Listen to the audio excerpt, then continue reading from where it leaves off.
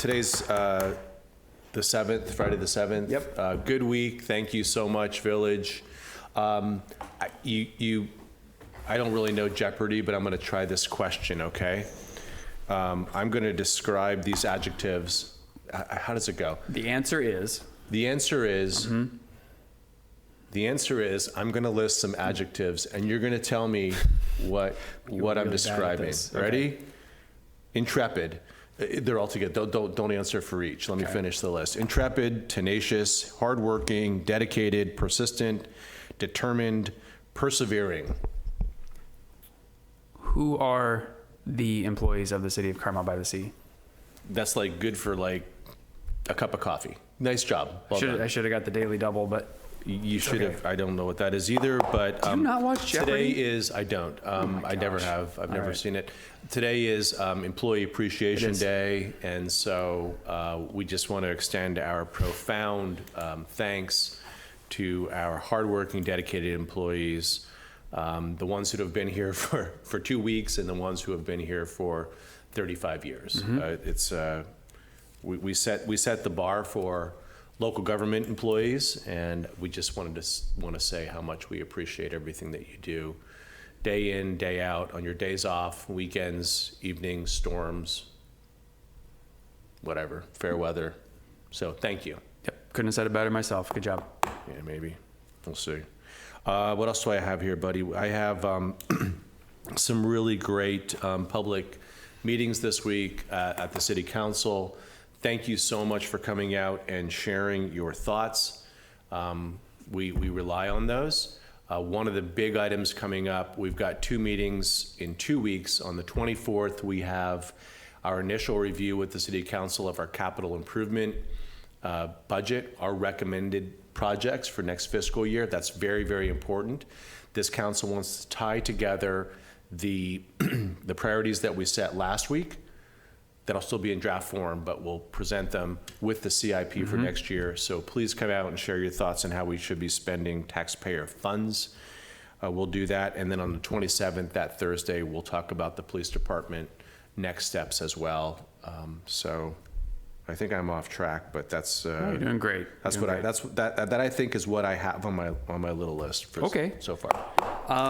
Just really quickly, next week we have our regular meeting of the Planning Commission. We have some development projects, but a quick highlight, and I want to encourage people to come because it's round 2 of the policy conversation regarding alternate roofing materials.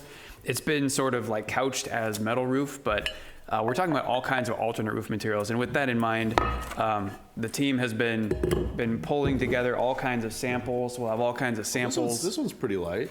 Yeah, that one's got more air in it, so it's a little more porous, so it's lighter on the roof structure. But yeah, so we'll have all kinds of samples to talk about. We're going to talk about generally alternate roof materials, which of course does include metal roofs. But please come be part of that conversation because we need to recognize that the climate is changing and that roofing materials are part of the overall system that helps keep houses safe. You know, the cladding on the siding, you know, the landscaping that you do, the windows that you put in a house, how small the vents are on your attic. All those things come together, but the roof is obviously one of the more visible and larger parts of that system, the house system. It's part of the system, but it's almost the most character defining feature of all the safety improvements that you just described. Yeah. And you know, we talk about a Class A assembly. So in the past, we've always allowed replacement treated wood shakes, with the assembly being a layer of Densdeck or plywood that would prevent fire from burning through. But we, out of necessity, have to likely move out of that. So the Planning Commission's discussion will be what next? What's going to look good in the village, and what will be more fire safe, obviously. Yeah, and we'll have partners from the fire department there. We'll have information from actual insurance agents. So we're trying to make it as robust of a conversation as we can. So ultimately, the Planning Commission can make some kind of policy recommendation to the City Council with regard to roofing systems. Yeah, that's great. Yep, that's great. So that's next week. This week we had a really great meeting with our financial stewardship working group. That's you and me and Jamie Fields on the staff side, and then we have council members Booter and Delves. It's actually really fun. to talk about all this financial is. policy stuff. And I know it sounds counterintuitive, but I have really enjoyed the meetings. Yeah. This week, talking about fun, we had a half an hour presentation. It was an hour. It was an hour. Was it an hour? See, it felt like a half hour because it was so fun. From an actuary. And for those that don't know what actuaries do, they basically are in the business of predicting when people are going to die relative to benefits. But he was great. It was super interesting. And what we talked about largely was CalPERS and the unfunded liability, meaning we know that it's going to cost a certain amount of money in the future to pay off the people that used to work here. And we need to fund that, put some money away, figure out how to pay for that debt. It's essentially debt. Right. And so we do that currently. The city already does that through something that's set up called the Section 115 Trust, which is essentially squirreling a little bit of money away every year. That can only be used Can only be used for paying pension that. liability. And so the Financial Stewardship Working Group is looking at ways to, of course, continue doing something along those lines, but is there a way to do it even better?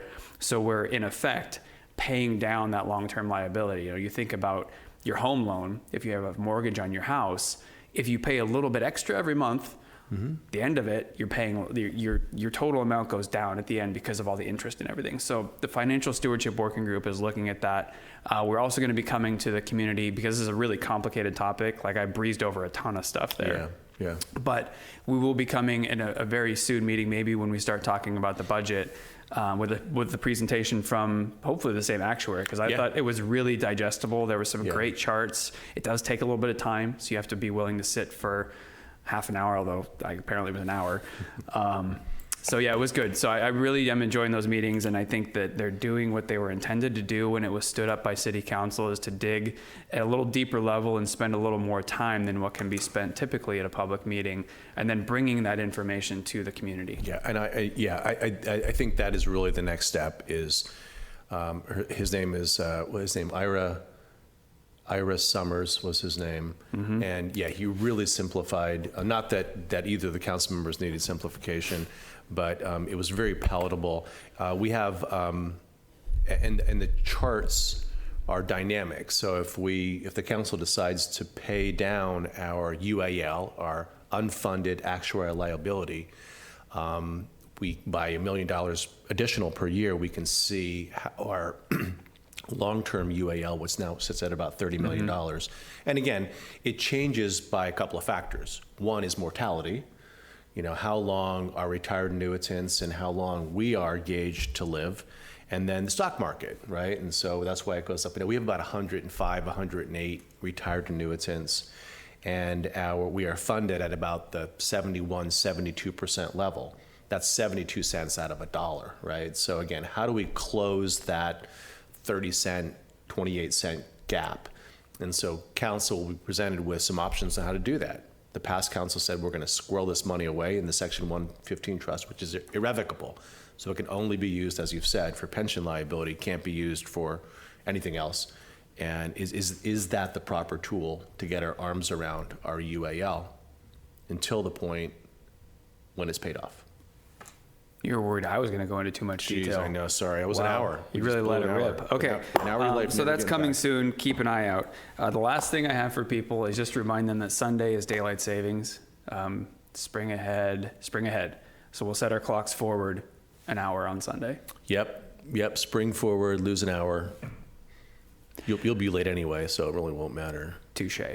And that's all I have. All right. So I guess with that, we just tell people to take good care. Take good care.